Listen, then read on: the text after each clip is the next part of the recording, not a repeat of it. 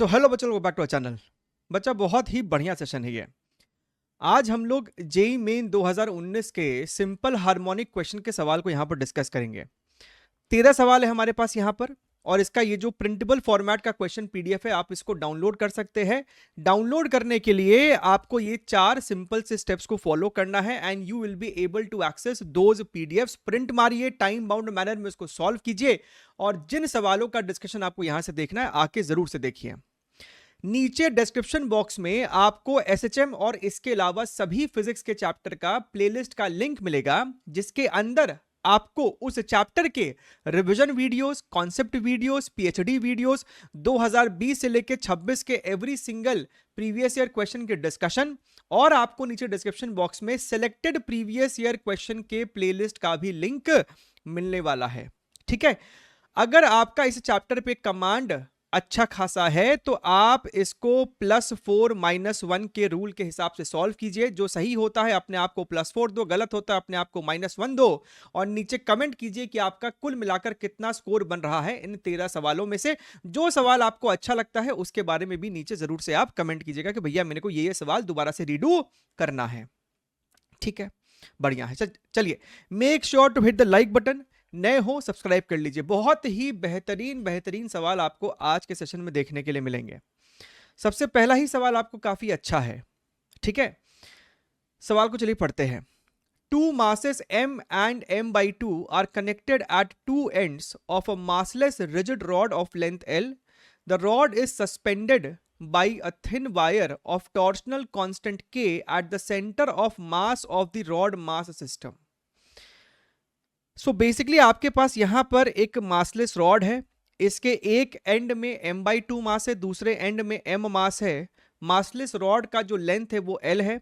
ये जो आपका सिस्टम है, इसके सेंटर ऑफ मास पे ही आपको इस धागे का ये वाला एंड अटैच्ड है। और ये जो आपको वायर है ना, ये कोई नॉर्मल वायर नहीं है। ये एक ऐसा वायर है जिसको अगर मैं ट्विस्ट करूं तो ये अनट्विस्ट होने के लिए एक टॉर्क लगाता है, right? And that torque is nothing but some constant multiplied by the theta, जो हमारा ये ट्विस्टिंग एंगल है।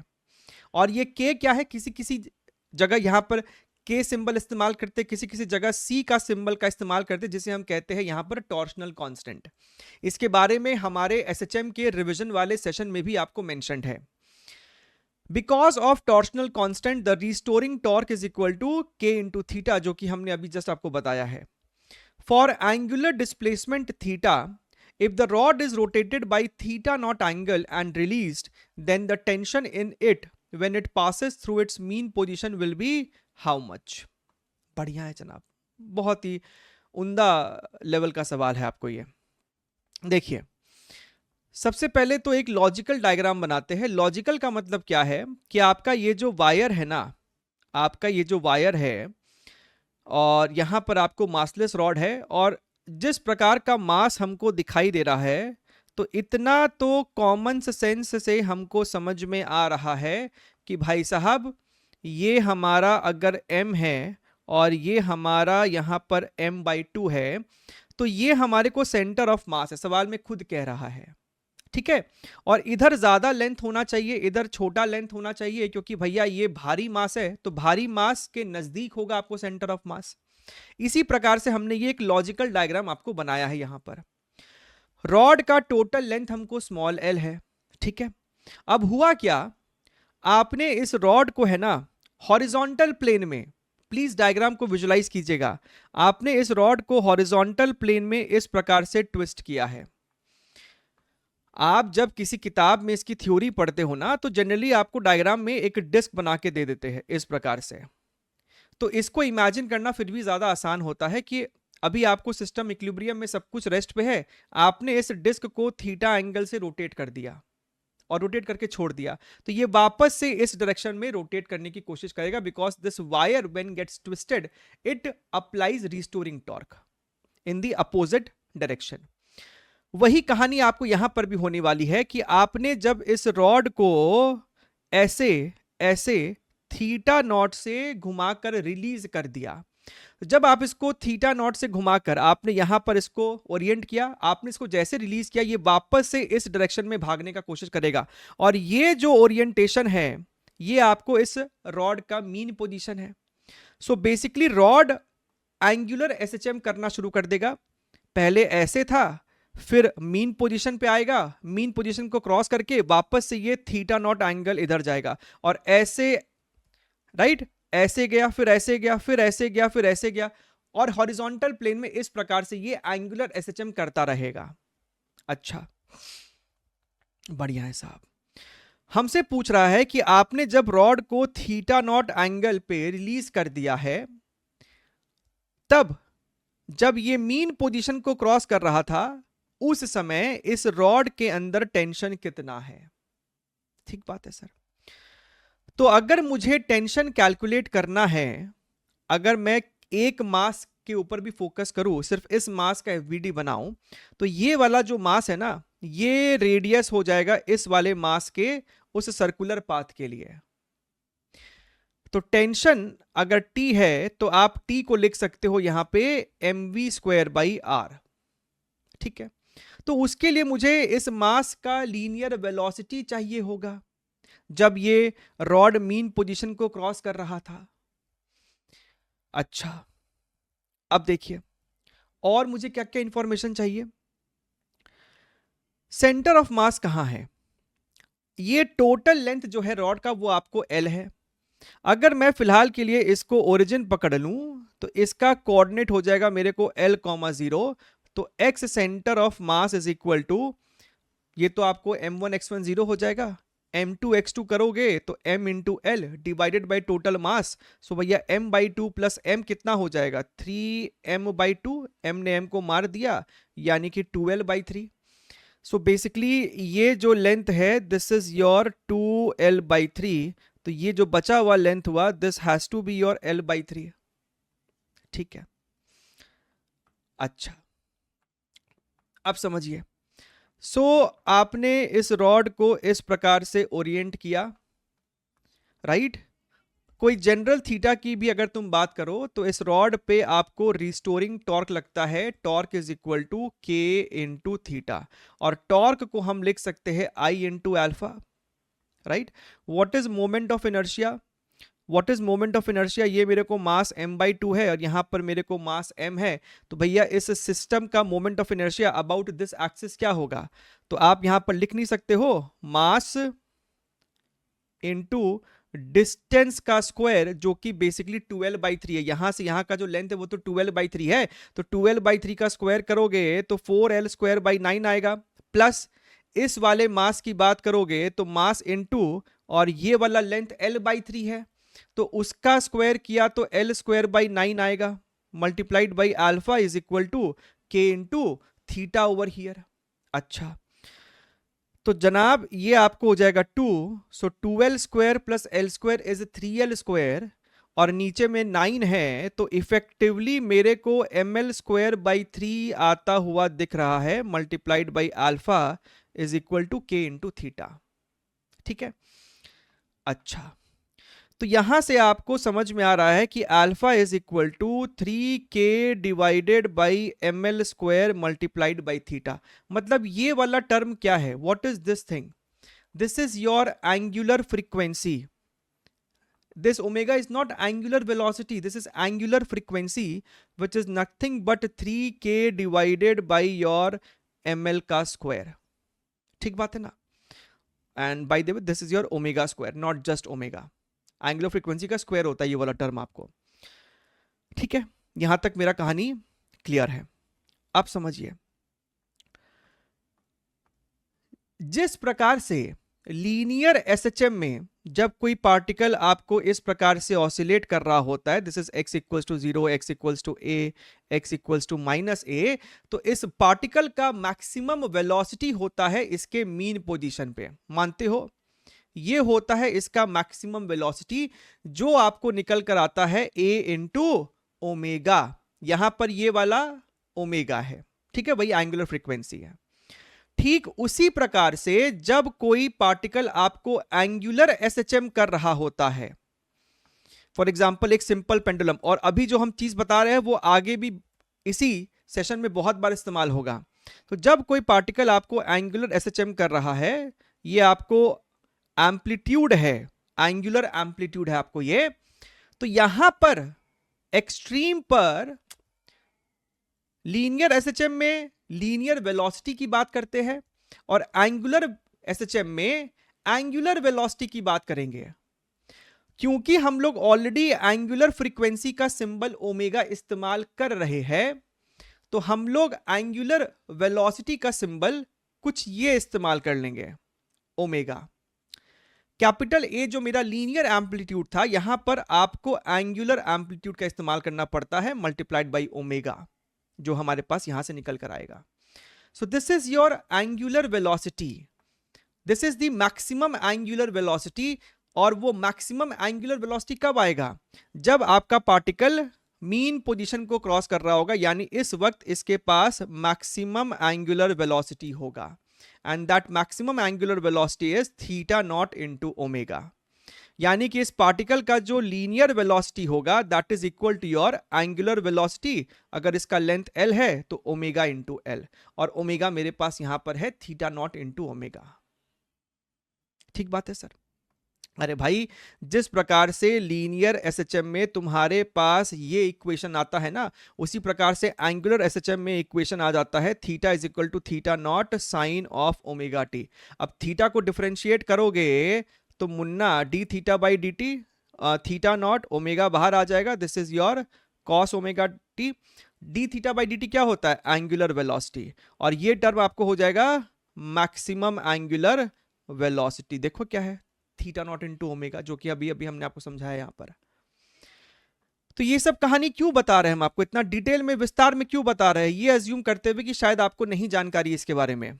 ये इसलिए बता रहे हैं क्योंकि आपने ओमेगा तो कैलकुलेट कर लिया, अब जब ये रॉड यहां से घूमता घूमता मीन पोजीशन क्रॉस कर रहा होगा, तो मीन पोजीशन क्रॉस करते वक्त इसका ओमेगा मैक्सिमम होगा, और ये जो ओमेगा होगा, ये जो ओमेगा होगा वो आपको होगा थीटा नॉट इंटू ओमेगा, जो भी तुमने एंगुलर एम्पलीट्यूड दिया था सवाल के हिसाब से थीटा नॉट है, थीटा नॉट इंटू ओमेगा। अच्छा, इसका मतलब अब सिर्फ एक पार्टिकल पे फोकस करो। अगर हम इस वाले मास पे फोकस कर रहे हैं तो इसका जो रेडियस होगा इस वाले मास का, ये तो सेंटर हो गया ना इस वाले मास के लिए, इस पॉइंट के अबाउट ये घूम रहा है, तो इस वाले मास का जो आपको वेलोसिटी हो जाएगा that is your angular velocity multiplied by this length which is nothing but l by three, which is nothing but l by three. अच्छा, बढ़िया है साहब। तो जो टेंशन होगा, tension is equal to your m we square by जो भी मेरा ये लेंथ है which is your l by three. ठीक है, इसको फिलहाल के लिए आर ही बोल देते हैं। तो ये हमको हो जाएगा एम इंटू वी स्क्वायर। अब यहां पर आप सारे इंफॉर्मेशन को है ना प्लग इन करते जाइए। देखिएगा, इसको हटा देते हैं हम लोग यहां से, let's remove this one. So tension is equal to mass, velocity का स्क्वायर माने इसका स्क्वायर कर दीजिए, theta not square omega square, और ओमेगा स्क्वायर मेरे पास यहां पर है 3k डिवाइडेड बाई ml का स्क्वायर, राइट। सो ये हमारे पास हो गया ओमेगा स्क्वायर, l बाई 3 का स्क्वायर बोले तो l square by 9 divided by r, और r भी हमको कुछ नहीं l बाई 3 ही था। ठीक है, तो यहां से अगर हम ध्यान से देखें तो ml स्क्वायर ये मेरे को सलट गया है, और 3 इस वाले 9 को मारेगा तो 3, और ये वाला 3 भी इसको मार देगा। सो न्यूमरेटर में मेरे पास बच रहा है theta not square multiplied by K divided by your L in the denominator. So this turns out to be the tension which is your option number C over here. ध्यान से देखिए, क्लियर है? अगर तुम ये वाले मास पे ना फोकस करके इस वाले मास के हिसाब से टेंशन सॉल्व करते तो तब भी सेम आंसर आता, बस यहां पर आपको जो ये R होगा वो 2L/3 होगा, ओमेगा सेम रहेगा, लेकिन अब इसका जो लीनियर वेलोसिटी होगा उसके लिए ओमेगा इंटू 2L/3 करना पड़ेगा। ठीक है। और ये पूरा जो आपको मोशन है वो हॉरिजॉन्टल प्लेन में है। इस बात को ध्यान में रखिएगा ताकि किसी प्रकार का कोई कंफ्यूजन नहीं होना चाहिए। अच्छा है, बहुत अच्छा है। A rod of mass m and length 12 is suspended at its middle by a wire, है ना। फिर से ये टॉर्शनल वाला ही सवाल लग रहा है हमको। ये इस प्रकार से है, और रॉड, ये रहा आपको रॉड, इस प्रकार से रॉड का मास m है, इसका लेंथ 12 है। It exhibits torsional oscillation if two masses each of mass m are attached at distance l by 2 from its centre. तो अगर हम ध्यान से देखें, इसका टोटल लेंथ जो है वो 12 था, राइट। यानी यहां से ये भी l है और यहां से ये भी l है। आपने सेकेंड सिनारियो में क्या किया, आपने यहां पर और यहां पर एक एक मास अटैच कर दिया है from it centre on both sides. It reduces the oscillation frequency by 20%। The value of small m by capital M is how much. तो भैया सबसे पहले तो तुम समझो, वापस से वही कहानी है कि आपने अगर रॉड को थोड़ा सा भी ऐसा स्मॉल एंगल थीटा से ट्विस्ट करके छोड़ दिया है, so restoring torque is equal to torsional constant multiplied by theta, and torque is equal to I into alpha C theta, यानी alpha is equal to C by I into theta. तो यही मेरे को है omega square. So angular frequency का square is equal to C by I, ठीक है। और अगर हम इस स्क्वायर को हटा दे तो रूट आ जाएगा यहां पर, और ओमेगा होता है तुमको 2 पाई इंटू एफ, यानी f is equal to 1 by 2 pi under root of c by I. तो हमसे ऑसिलेशन फ्रीक्वेंसी पूछ रहा है, तो ऑसिलेशन फ्रीक्वेंसी आपने मास ऐड कर दिया, उससे वायर के टॉर्शनल कांस्टेंट को कुछ नहीं फर्क पड़ेगा, आपने इस वायर को नहीं बदला है। हाँ, मोमेंट ऑफ इनर्शिया बदला होगा, यानी frequency is inversely proportional to under root of moment of inertia. ठीक बात है। तो हम कह सकते हैं कि भैया F2 by F1 is equal to I1 by I2। यहां पे जो हम लोग 2 इस्तेमाल कर रहे हैं वो सेकंड केस के लिए जब आपने मासेस अटैच कर दिए थे, और 1 इस्तेमाल कर रहे हैं पहले केस के लिए जब मास अटैच्ड नहीं है आपको यहां पर। ठीक बात है साहब, अच्छा है। अब हमसे कहता है it reduces the oscillation frequency by 20%। मतलब अगर पहले फ्रीक्वेंसी F1 था तो बाद में फ्रीक्वेंसी है 0.8 F1, reduces the frequency by 20%। तो बचा कितना, 80% बचा है, is equal to under root of your I1 by I2। तो F1 मर गया, और 0.8 क्या है, बेसिकली 4/5 है। अच्छा, तो दोनों तरफ स्क्वायर करके आप क्रॉस मल्टीप्लाई कर दो, तो ये बेसिकली आपको है 16/25। This is your I1 by I2। अब I1 और I2 की ना वैल्यू को लिखो। I1 क्या है, जब सिर्फ आपको ये रॉड था, उसके इस वाले एक्सिस के अबाउट मोमेंट ऑफ इनर्शिया, तो क्या हो जाएगा, m लेंथ का square which is your 4l square divided by 12। ठीक बात है। अब सेकेंड केस में व्हाट इज I2। अब आपके पास रॉड है, ये मेरा एक्सिस था, यहां पर और यहां पर आपने मासेस भी चिपकाए हुए हैं, और ये दूरी l/2 है और ये दूरी भी l/2 है। तो ये जो कैपिटल M मास का रॉड था उसका मोमेंट ऑफ इनर्शिया तो यही वाला लिखोगे, और अगर तुम ध्यान से देखो तो ये ml²/3 ही आ रहा है, ml²/3 प्लस ये जो छोटे छोटे मासेस है, जो मोमेंट ऑफ इनर्शिया इसका होगा वही इसका भी होगा, क्योंकि सेम डिस्टेंस पर है। तो हम यहां पर 2 टाइम्स लिख सकते हैं m into L square divided by 4 over here. हाँ जी सर। अच्छा, अब देखिए, अब देखो, तो आपके पास यहां पर 16/25 इज इक्वल टू, न्यूमरेटर में हमारे पास है ml²/3, और डिनोमिनेटर में, अच्छा एक काम करो ना, एल स्क्वायर को हटा दो, एल स्क्वायर हट गया, ये वाला जो है अपने को 2 हो गया। सो न्यूमरेटर में I think we are only left with m/3, and denominator में we have m/3 plus small m/2। तो आपने 6 LCM लिया, तो ये हो जाएगा 2m प्लस 3m, और ये हमको 6 LCM हो गया। तो ये वाला इसको मारेगा 2, तो ये 2 हमको ऊपर चल जाएगा ऐसा, और ये वाला 2 इसको मार देगा, तो ये हो जाएगा 8। क्रॉस मल्टीप्लाई कीजिए, ये हो जाएगा हमको 25m is equal to 16m plus 24 small m, तो ये हमको इधर आ जाएगा तो हो जाएगा 9m is equal to 24 small m, 3 तिया 9 और 3 अट्ठे, तो ये हमको हो रहा है small m by capital M is equal to 3/8। ठीक है, इसको अगर डिवाइड करें तो पॉइंट 30 आएगा, तो 8 चौके 32 तो जाएगा नहीं, 8 तिया 24 जाएगा, 60 बच रहा है हमको, और 8 7 जा 56, यानी 0.37 के आसपास होना चाहिए, which is in our option number C. ठीक है, एग्जाम के प्रेशर में इतना सब कुछ करना अच्छी बात है, अगर आप कर पाते हैं which is a very good thing. घर पे बैठ के करना आसान है, लेकिन एग्जाम के प्रेशर में कॉम्प्लिकेशंस हो सकते हैं। बढ़िया है, चलिए। A particle executes a simple harmonic motion with an amplitude of 5 centimeter. आपका पास पार्टिकल है, ये ले लो इसका मीन पोजीशन, ये है हमको x equals to amplitude which is 5 centimeter, इसको हम लोग कैपिटल A बोल रहे हैं।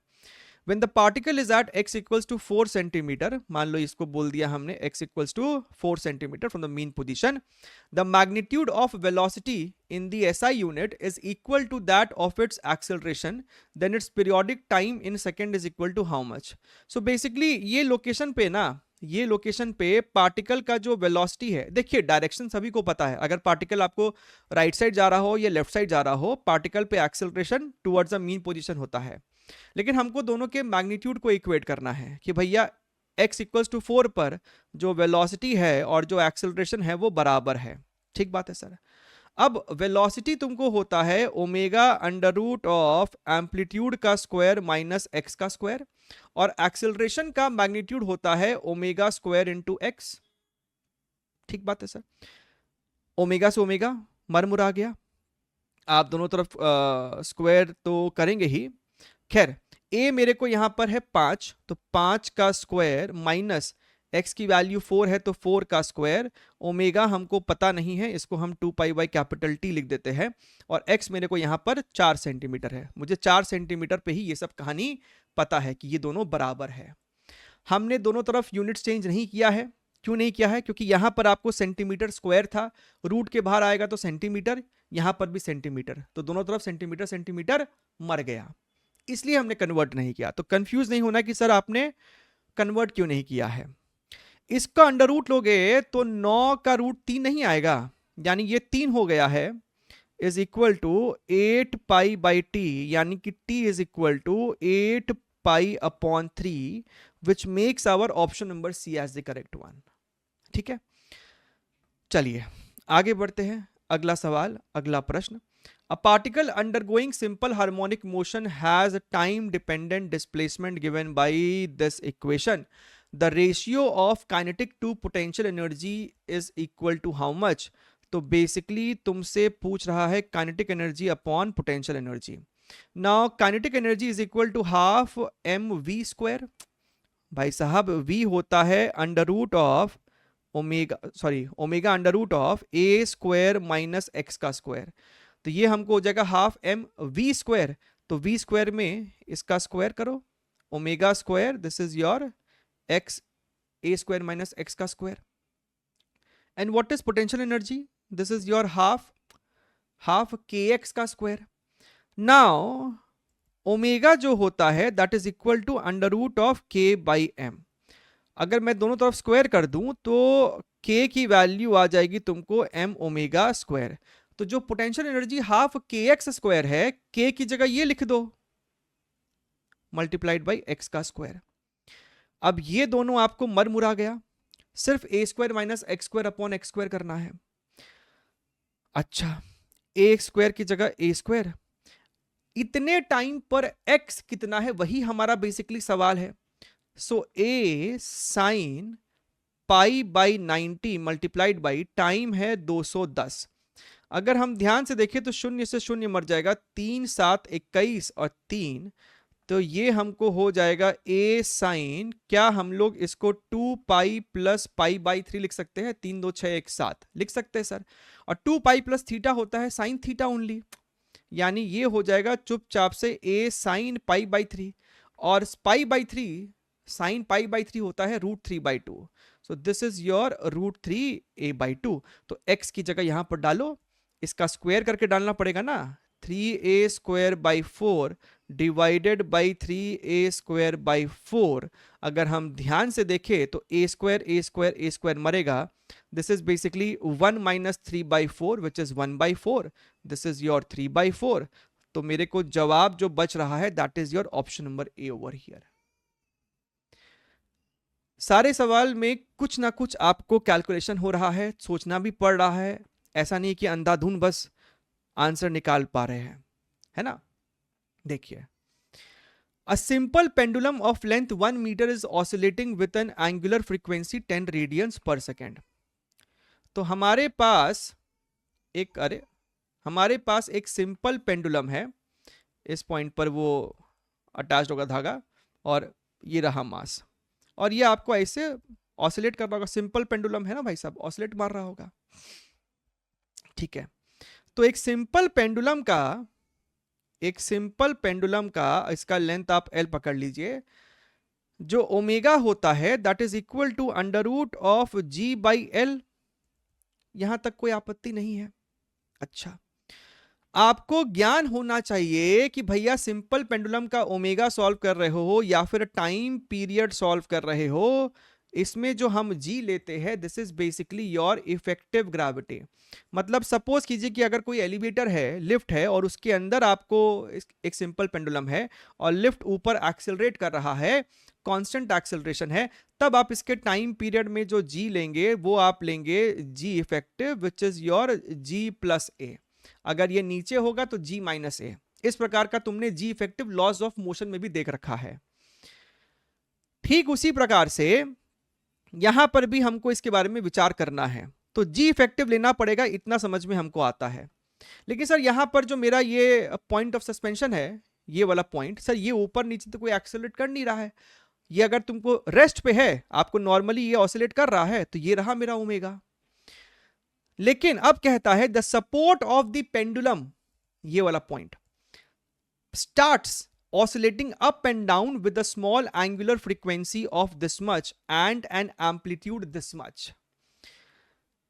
बेसिकली अगर हम इसी को ले ले इस पॉइंट का मीन पोजीशन, तो ये ऐसे ऊपर नीचे ऑसिलेट कर रहा है, और इस सस्पेंशन पॉइंट का एंगुलर फ्रीक्वेंसी है 1 रेडियंस पर सेकेंड, और ये जो एम्पलीट्यूड है यानी मीन पोजीशन से इधर का दूरी या मीन पोजीशन से इधर का दूरी, ये एम्पलीट्यूड हमको दे रखा है 10⁻⁻² meter. The relative change in the angular frequency of the pendulum is best given by which of this equation. अच्छा, अब आप समझिए, आपका जब लीनियर एसएचएम, ये पॉइंट तो लीनियर एसएचएम कर रहा है, जब आपका लीनियर एसएचएम हो रहा होता है तो इस वाले एक्सट्रीम पे एक्सेलरेशन होता है तुमको ω² इंटू A, और इस वाले एक्सट्रीम पे आपको एक्सेलरेशन राइट साइड होता है अगेन ω² इंटू A। कहने का मतलब ये है, जैसा हमने अभी आपको लिफ्ट में दिखाया था, एक्सेलरेशन ऊपर होता है तो G+A लेते हो, एक्सेलरेशन नीचे होता है तो G-A लेते हो। कहने का मतलब ये है कि जो G इफेक्टिव है ना, जी इफेक्टिव है, वो एक बार जो उसकी मैक्सिमम वैल्यू होगी that is your G+ω² into A, और जो इस जी इफेक्टिव की मिनिमम वैल्यू होगी that is G-ω² into A। ठीक है, इसको ध्यान में रखिएगा। अब आ जाइए हमारे पास यहां पर, ये जो मेरे पास इक्वेशन है, delta omega by omega is equal to, ये आपको बेसिकली √G है यानी कि G⁻², so this will become half delta G by G।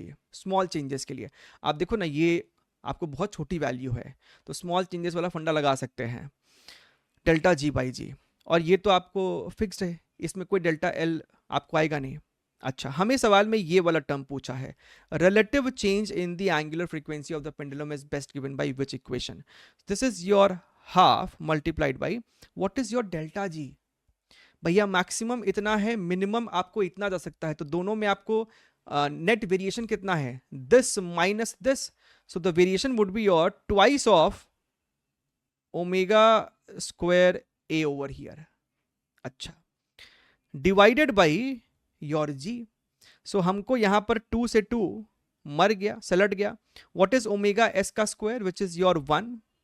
What is your amplitude? 10 to the power minus 2 divided by your g is your 10. So this turns out to be your 10 to the power minus 3, which indeed is an option over here, option number A.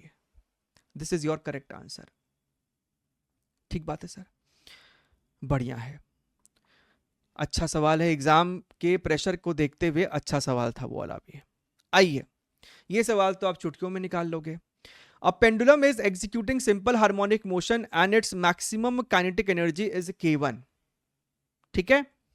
If the length of pendulum is doubled and it performs simple harmonic motion with the same amplitude as in the first case, आपका ये pendulum है और इसका ये हो गया आपको amplitude theta naught करके, इट्स मैक्सिमम काइनेटिक एनर्जी.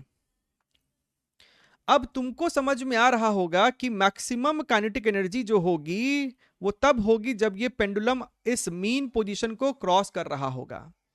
जब ये मीन पोजीशन को क्रॉस कर रहा होता है तब इसका एंगुलर वेलोसिटी मैक्सिमम होता है, और ये मैक्सिमम एंगुलर वेलोसिटी जो होता है that is equal to theta not into omega. ठीक उसी प्रकार से जिस प्रकार से लीनियर एसएचएम में मैक्सिमम वेलोसिटी आपको होता है ए इंटू ओमेगा. तो इसमें कोई दिक्कत वाली बात नहीं है. अच्छा, यानी कि इसका ये जो लीनियर वेलोसिटी होगा this would be your omega into जो भी इस धागे का लेंथ है एल. ओमेगा है इतना, theta naught into angular frequency, और एंगुलर फ्रीक्वेंसी होता है under root of G by L, और ये एल तो मेरे पास था ही. तो यहां से हमको दिख रहा है theta naught root G into L, यानी कि जो मैक्सिमम काइनेटिक एनर्जी हो जाएगी that is your half M इस वेलोसिटी का square which is your theta not square G into L. अब दोनों ही सिनारियोज में थीटा नॉट कहता है कि सेम है, same amplitude as first. So theta naught constant है, मास भी आपने नहीं बदला है, जी भी आपका फिक्स्ड है, यानी कि जो काइनेटिक एनर्जी है that is proportional to L.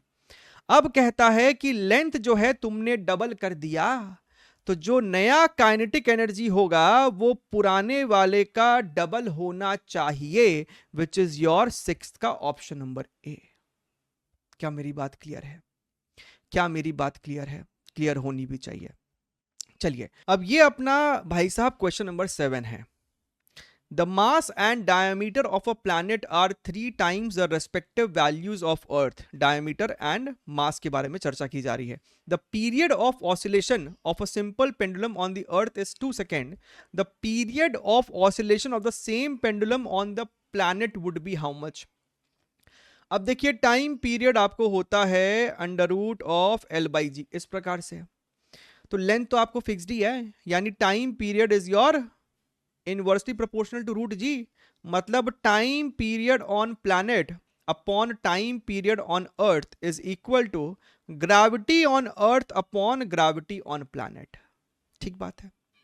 अच्छा, अब अर्थ पे जो ग्रेविटी है that is your G M by R square, जहां पर एम और आर अर्थ का मास और रेडियस है. अगर तुम्हें डायमीटर के सेंस में लिखना हो तो आर आपको होता है डी बाई 2, तो ये आपको हो जाएगा बेसिकली डी स्क्वायर बाई 4. ऐसे भी लिख दो, कोई दिक्कत नहीं है. Gravity on planet capital G, planet का मास कहता है कि 3 गुना है, और प्लैनेट का डायमीटर हमसे कहता है कि भैया वो भी हमको 3 गुना है, यानी कि 3d है उसका डायमीटर. तो रेडियस कितना हो जाएगा 3d बाई 2. 3d बाई 2 का स्क्वायर करो तो ये आपको हो जाएगा 9d स्क्वायर, और 4 ऊपर चला जाएगा. अगर तुम ध्यान से देखो 1/3 अगर हम हटा दे तो 4 gm by D square is GE only. अब यहां पर डाल दीजिए इसको, तो ये हमको हो जाएगा जीई, और जीपी की वैल्यू है जीई बाई 3, तो जी ने जी को मार दिया, यानी time period on planet is equal to TE multiplied by √3, और टीई हमको दे रखा है 2 second, which is your option number D. Clear एकदम। चलिए आगे बढ़ते हैं, अगला सवाल क्वेश्चन नंबर 8 एंगुलर एसएचएम का सवाल है। Two light identical springs of spring constant K are attached horizontally at the two ends of a uniform horizontal rod AB, a mass m, length L.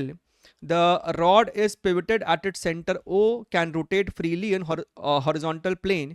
The other ends of the two springs are fixed to the rigid support, blah blah blah. The rod is gently pushed through a small angle कह रहा है, and released. The frequency of resulting oscillation would be how much?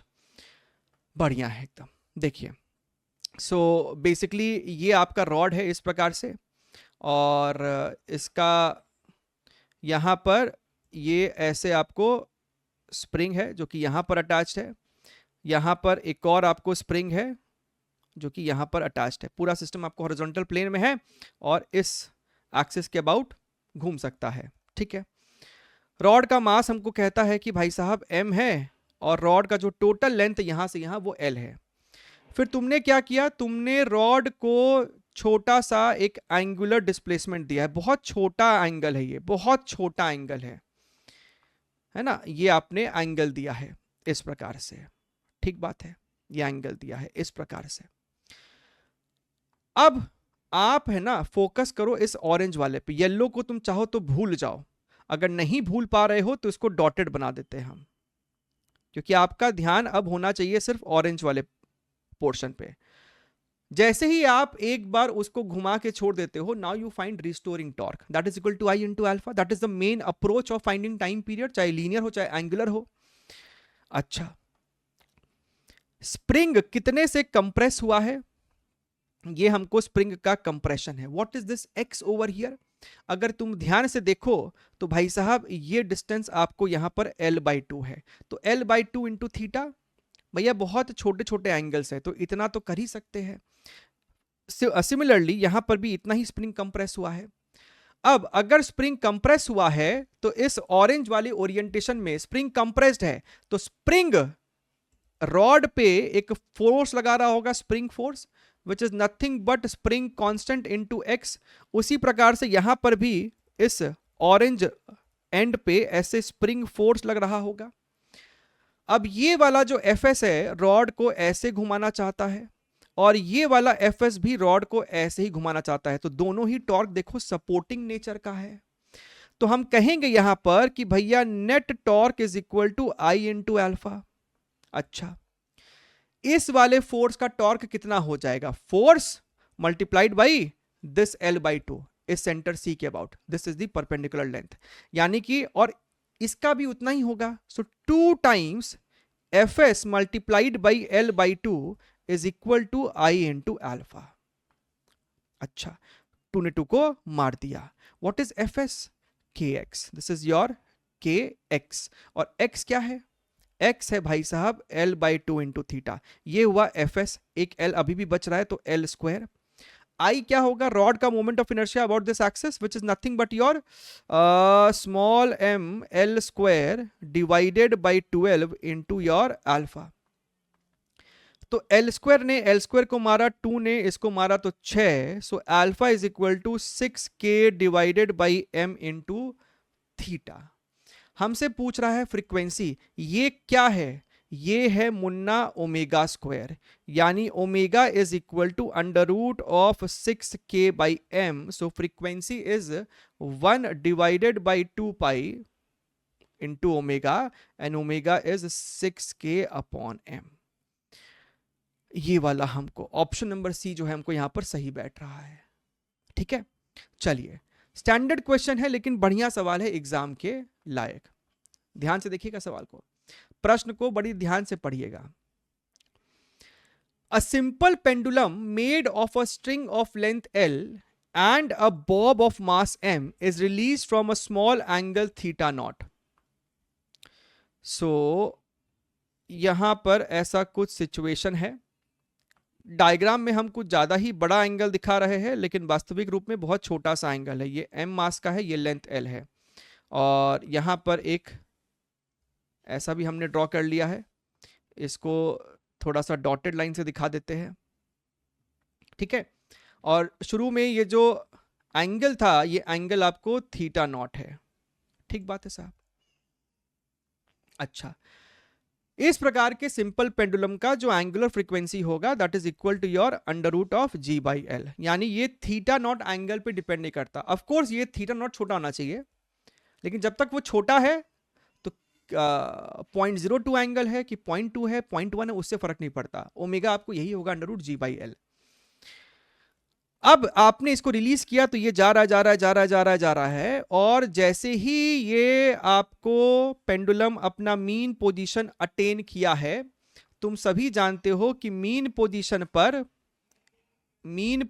पर इसका जो omega होता है, हम किस ओमेगा की बात कर रहे हैं, एंगुलर वेलोसिटी की बात कर रहे हैं, वो मैक्सिमम होता है, और वो आपको होता है theta naught into angular frequency, ठीक बात है सर। जिसके वजह से इस बॉब के पास एक लीनियर वेलोसिटी u1 आ जाएगी, and that u1 is equal to आपका angular velocity which is theta not omega into this length l, ठीक है। इसको ध्यान में रखेंगे।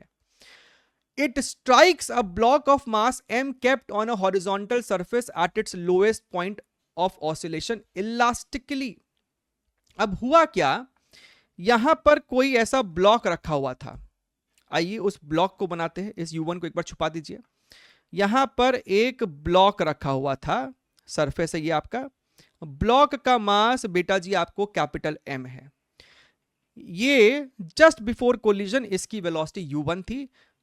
टकराने के बाद कैपिटल M के पास कुछ वेलोसिटी आ जाएगी, let us call it as v1 और v2। अच्छा, इट बाउंसेस, कौन है यहां पर इट, ये bob. It bounces back and goes up to an angle of θ1। तो हमसे कहता है जस्ट, अब देखो जस्ट बिफोर कोलिजन, अगर हम इसको कोलिजन के चैप्टर के हिसाब से समझाए तो जस्ट बिफोर कोलिजन इस बॉब की वेलोसिटी u1 थी और ये आपको रेस्ट पर था, एंड जस्ट आफ्टर कोलिजन इसका वेलोसिटी v2 हो जाता है और ये पलट के वेलोसिटी v1 है। तो ये भाई साहब जो है ना, ये जो भाई साहब है ये पलट गए और इनकी वेलोसिटी आपको हो जाती है v1 यहां पर, ठीक बात है साहब। अच्छा है ना, और यहां पर ये u2 0 था।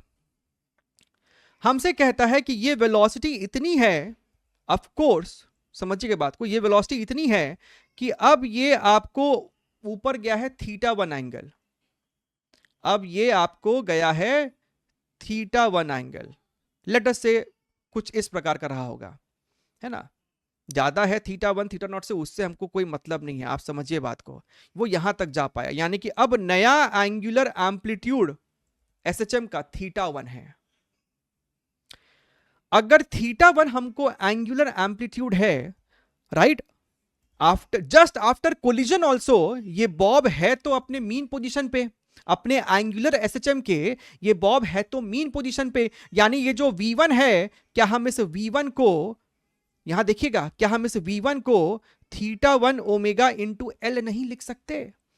क्या हम लोग इस v1 को θ1 ओमेगा इंटू l नहीं लिख सकते? लिख सकते हैं सर, क्योंकि भैया है तो ये मीन पोजीशन, यानी इस एंगुलर एम्पलीट्यूड वाले नए सिचुएशन में ये v1 ही हमको उसके मीन पोजीशन का मैक्सिमम वेलोसिटी है।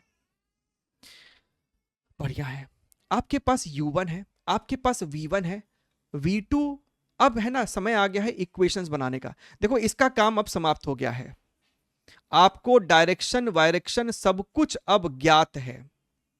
देखिएगा, पहले लिखिए आप momentum conservation just before collision. अच्छा, इसका मास स्मॉल m है, इसका कैपिटल M। जब तुम मोमेंटम कंजर्वेशन कर रहे हो तो भैया ये आपको है m into u1 is equal to, ये वाला v1 लेफ्ट साइड है तो माइनस m इंटू v1, और ये हमको हो जाएगा plus m into v2। At the same time you will write coefficient of restitution जहां पे E is equal to 1, velocity of separation, दोनों वेलोसिटी अपोजिट डायरेक्शन में है, तो आप यहां पर चुपचाप से लिखेंगे, कितने से लिखेंगे, चुपचाप से लिखेंगे v1 प्लस v2, और वेलोसिटी ऑफ अप्रोच आपको हो जाएगा सिर्फ यहां पर u1, यानी कि आपका जो v1 प्लस v2 है वो हमको u1 के बराबर है। अच्छा, बढ़िया है। तो यहां से आप v2 को कुछ लिख सकते हैं, देखिएगा, आप चाहो तो इसको लेफ्ट साइड ले आओ, so plus mv1 is equal to capital M, और v2 हमको यहां से क्या हो रहा है, u1 माइनस v1। हमसे कैपिटल M पूछा है प्रश्न में, तो हम कैपिटल M को लिख सकते थे, स्मॉल m आपने कॉमन निकाल लिया, यानी कि भाई साहब u1 plus v1 divided by u1 minus v1। And my dear friend, u1 हो या v1 हो, दोनों में एक कॉमन टर्म है ओमेगा इंटू एल। तो यहां पे जब आप ये सारे डेटा को फीड अप करोगे तो क्या न्यूमरेटर से हम ओमेगा एल कॉमन निकाल ले, तो ब्रैकेट में तुमको बचेगा थीटा नॉट प्लस थीटा 1, और डिनोमिनेटर से भी अगर हम लोग ओमेगा एल को कॉमन निकाल लेंगे तो मेरे पास बचेगा theta naught minus theta 1, omega L मर गया, तो ये मेरे पास कुछ रिजल्ट आ रहा है which makes my option number C as the correct one. बढ़िया, एकदम सर क्लियर है, बढ़िया है, गुड। अ सिंपल हार्मोनिक, ये प्रश्न आपको सुपरपोजिशन ऑफ एसएचएम का है।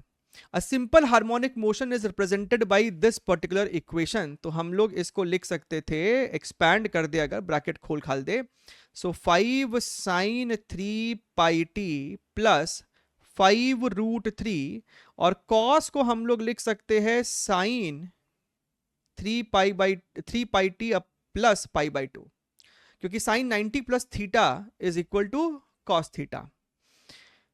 तो ये अगर साइन में है तो इसको भी साइन में होना जरूरी है, तभी आप दोनों का फेज कंपेयर कर पाएंगे। तो यहां पर बेसिकली आपको जो टाइम पीरियड, राइट, जो टाइम पीरियड ऑफ मोशन होगा ना, वो तो आपको 2 पाई बाई ओमेगा ही है। सो 2 पाई बाई ओमेगा, और यहां पर ओमेगा हमको 3 पाई के बराबर है, सो 2/3 सेकेंड्स, जो कि इसमें नहीं है और इसमें नहीं है। जहां तक बात आता है हमको रिजल्टेंट एम्पलीट्यूड का, जो भी मेरा नेट एसएचएम हो रहा है उसका जो एम्पलीट्यूड ऑफ ऑसिलेशन होगा, उसके लिए हम लोग इस वाले 5 को अगर रेफरेंस बना के वेक्टर फॉर्म में ड्रॉ करेंगे, तो ये जो 5√3 है ना, आप देखिएगा ये 3 पाई बाई टी है, ये 3 पाई टी है, ये 3 pi T plus pi by 2 है, यानी ये वाला जो फेज है इसकी तुलना में 90 डिग्रीज आगे है। तो यहां पर हमने बनाया है 5√3 और दोनों के बीच में ये 90 डिग्री। तो आपका जो ए नेट होगा बेसिकली इन दोनों का रिजल्टेंट होगा, और ये रिजल्टेंट क्या होगा, अंडर रूट ऑफ 5 का स्क्वायर विच इज 25, 5√3 का square which is 25 into 3 which is your 75, तो रूट किया तो 10, सो ये मेरे को हो जाएगा amplitude which is your option number A and not option number D. तो बड़ा स्टैंडर्ड सा सवाल है, इसमें आपके 4 नंबर आने ही चाहिए थे। अच्छा देखिए, a simple pendulum oscillating in air has a period capital T, the Bob of the pendulum is completely immersed in a non-viscous liquid. The density of the liquid is 1/16 of the material of the bob. If the bob is inside liquid all the time, its period of oscillation in this liquid is how much? देखो, इस सवाल में कूदने से पहले हम एक चीज दोबारा से आपसे समझना चाह रहे हैं कि जब आप यहां पर एक एलिवेटर है, लिफ्ट है, एक प्राणी है, और प्राणी ऊपर ए एक्सेलरेशन से जा रहा होता है, राइट, तो इस प्राणी पे आपको नॉर्मल लग रहा होता है, इस प्राणी का अपना वेट है mg, तो आप लिखते हो n minus M G is equal to M A, आप लिखते हो n is equal to m into A plus G. So basically ये जो g इफेक्टिव है ना, that is nothing but normal upon mass. Normal क्या है, इतना, और इसको मास से डिवाइड करोगे तो तुमको देखो यहां पर a प्लस जी निकल के आ जाएगा। ठीक है, ठीक उसी प्रकार से आप बात को समझिए, हम लोग time period of simple pendulum में भी L/G में G इफेक्टिव का इस्तेमाल करते हैं, यानी बॉब इफेक्टिवली कितना ग्रेविटी महसूस कर रहा है। आप जानते हैं कि जब आप पानी में जाते हो, किसी लिक्विड में जाते हो, तो लिक्विड आपको ऊपर की तरफ एक बॉइंट फोर्स देता है, जिस कारण से यू फील लाइटर। तो इफेक्टिव ग्रेविटी तो आप कम महसूस करेंगे ना जी। हाँ सर, सही कह रहे हो। यहां पर पहले क्या था कि आपका जो पेंडुलम सिस्टम था वो हवा में था, वो हवा में था। तब आपको जो ये ग्रेविटी फील करता है ना, टेक्निकली आपका जो इफेक्टिव ग्रेविटी इस केस में होगा, यहां पर नॉर्मल की जगह टेंशन होगा, तो टेंशन अपॉन मास। अब इस केस में अगर आप हवा में हैं तो टेंशन और mg बराबर है, सो आप mg बाई m करते हैं और इफेक्टिव ग्रेविटी ग्रेविटी के ही बराबर है। ठीक है, अच्छा, बढ़िया है साहब। ये कहानी थी हवा की। लेकिन जब यही सिस्टम को तुम लिक्विड में डुबो दिए, पूरा पूरा सिस्टम जो है देखिए अब आपको लिक्विड के अंदर है। ठीक बात है। तो अब जो आपको धागे का टेंशन हो गया, यहां पर धरती माँ का प्रेम हो गया, और इस पे लगने वाला आपको एक बॉइंट फोर्स हो गया। तो अब जो आपका टेंशन है देखिए mg माइनस बॉइंट फोर्स है। तो अब जो हमको इफेक्टिव ग्रेविटी होना, दिस अपॉन मास होना। अब मास क्या होगा, मान लेते हैं कि ये जो सॉलिड बॉडी है इसका डेंसिटी ρs है और लिक्विड का डेंसिटी ρl है। हमको कहता है density of liquid is 1/16 of material का डेंसिटी, यानी ρl is equal to ρs by 16। अब समझिएगा, जी इफेक्टिव इज टेंशन यानी कि mg minus fb upon mass. ठीक है, what is m? m is density of the solid multiplied by volume into gravity. What is buoyant force? Density of liquid, which is ρs by 16 volume into gravity. What is mass? Density of the body multiplied by volume. तो आपका ρsv ये तो मर गया। ऊपर में है g minus g by 16 which is nothing but 15g by 16।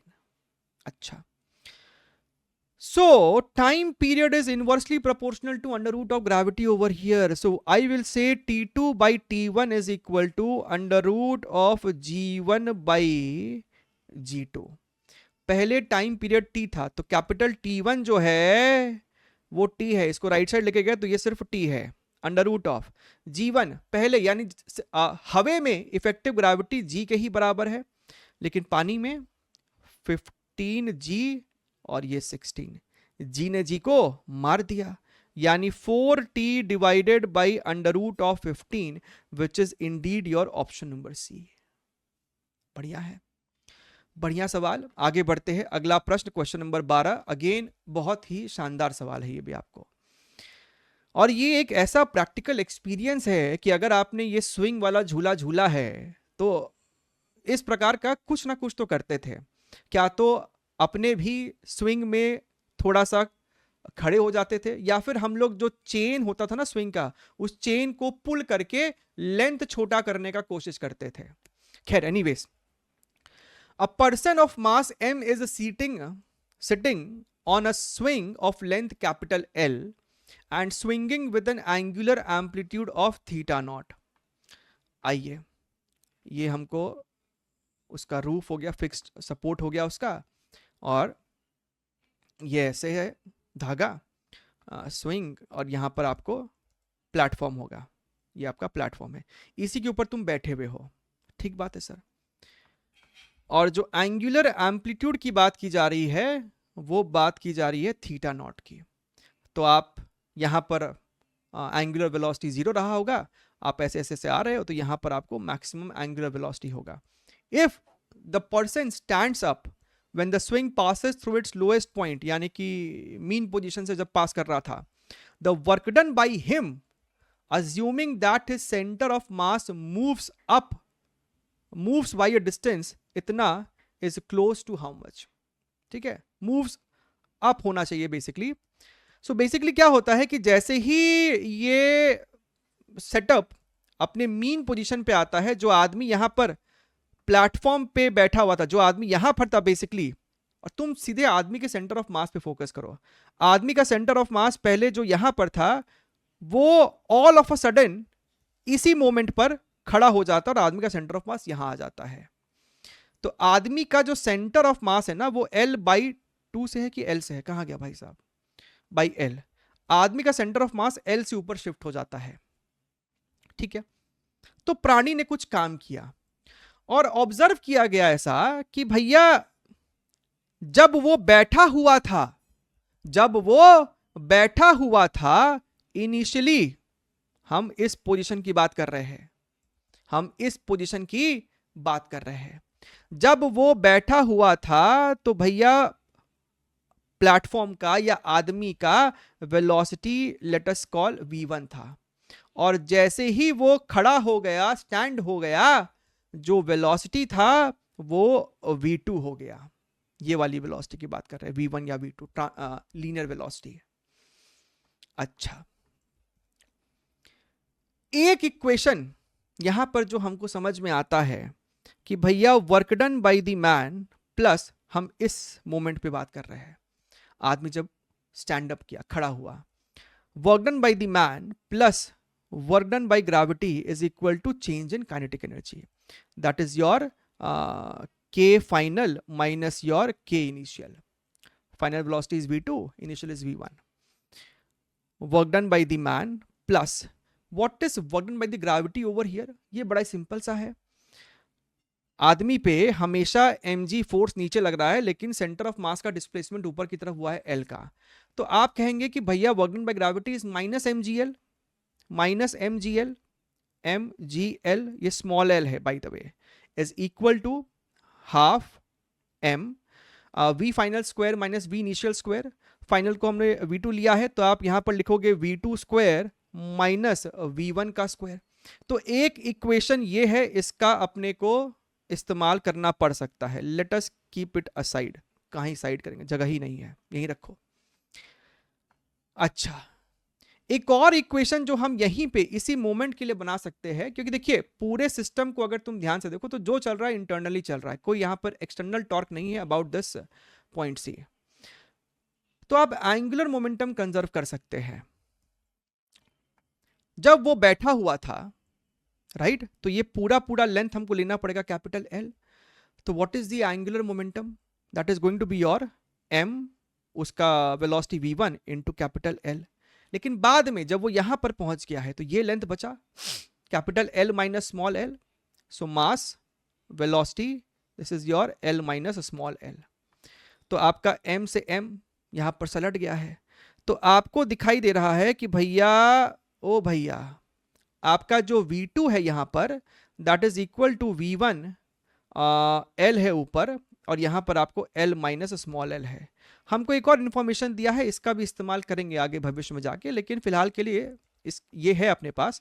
इस चीज को आप यहां पर लाके डाल सकते हो, work done by the man is equal to mgl। ये वाला स्मॉल m क्यों लिखे हम लोग, क्यों हम लोग ऐसा पाप कर रहे हैं? So plus half m v2 square, ये मेरा v2 स्क्वायर है, ठीक है।